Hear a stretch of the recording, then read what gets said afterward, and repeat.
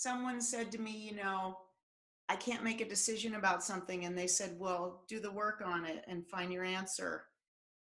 And I don't want to just assume, like, the question is, okay, so it's, should I call my ex or not? Right. Right. So like, I'm like, okay, I've done so many worksheets on him, but that's not helping me. It's just not helping me with that question. And every day that question comes up. Like every day I'm like, I feel like I want to call him. And then, the quote, wise self is like, oh, that's, and I know how Katie says, don't push your, what is it? Your evolution, right? So I'm really trying to be true to myself. And so then I go, well, I don't know. And then I've been saying, well, then an I don't know is a no. Yeah, I can get very busy, can it?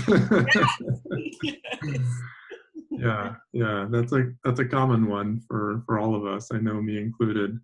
And the first thing that I always hold for myself is that the work isn't about making decisions. For me, it's not about making decisions. The work is about being able to find peace no matter what the situation is. And so that is like, if I go into the work with the, again, motive of trying to make a decision, it can sometimes make it really extra complicated for me. Whereas if I just go and I'm doing the work to work whatever the stressful emotion is or thought is about my ex, or my stressful thought about not calling him, or all my resistance, I can question all the different sides of it. But the only purpose in doing so is just to become okay with what is, to be not arguing with what is. And what happens, I think, is that we have these fights within ourselves, like, I should and I shouldn't, I should and I shouldn't. And while the work doesn't necessarily say, okay, let's make a decision here. In fact, you can even do the work on, I need to make a decision. Is it true? That can be very freeing. But another way that I sometimes approach that is I just will make all the reasons why I should call and all the reasons why I shouldn't call. And each one of those can be its own piece of work. And I don't even care if I end up, what the outcome's going to be. I may end up calling or not knowing, or like, I'm not thinking about an outcome. I'm just thinking, wow, these are all stressful thoughts. These are great opportunities for me to do the work. And I often find as I get more and more clear about all the different pieces of it, then either a decision makes itself, or I'm just content in not knowing yet. Don't know what I'm going to do yet. In fact, that's probably been one of the sweetest places for me to rest in a number of different situations that are difficult, is just don't know. I just don't know. And until I do, I'm cool with just not knowing. And that's for me just a really nice place to be. So that's for me what the work does. And you can use it in so many different ways. But I think the trick, or the thing that many of us get caught in, is trying to use the work to come to a conclusion, or to make a decision, or to take some action like that. Because action is action and inquiry is inquiry, and they're kind of different. Yeah, thank you. Because, someone told me that, and then I've been trying it and it hasn't been helping. Yeah.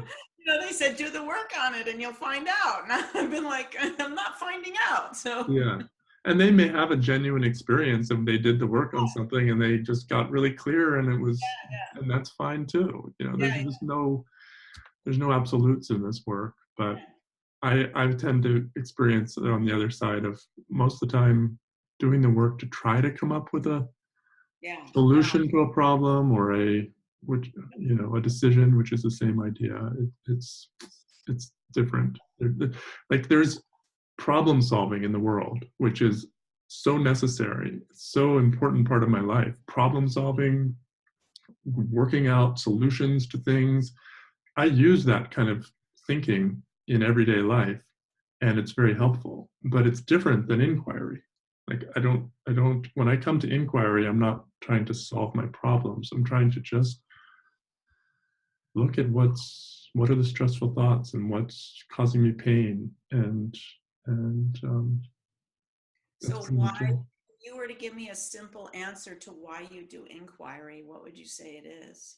Ah, to become more aware, that would probably be it. Just to become more aware of what hurts and what doesn't hurt, and how I cause my own pain, and how I can uncause that pain. And because in the areas where I still need to do inquiry, I'm not seeing that on an experiential level. I may get it, but I'm not really seeing that. So I have to go through the steps.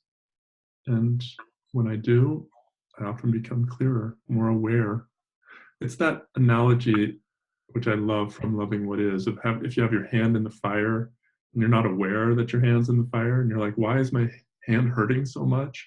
It's like, God, my hand hurts so much. It's so painful. And then when you look, see, oh my God, it's in the fire, then instantly your hand comes out of the fire, because why would I keep hurting myself? But when I'm not aware that my hand's in the fire, I may be roasting my hand without just thinking that God is a sadist for roasting my hand. But it's just me because I'm not aware of it.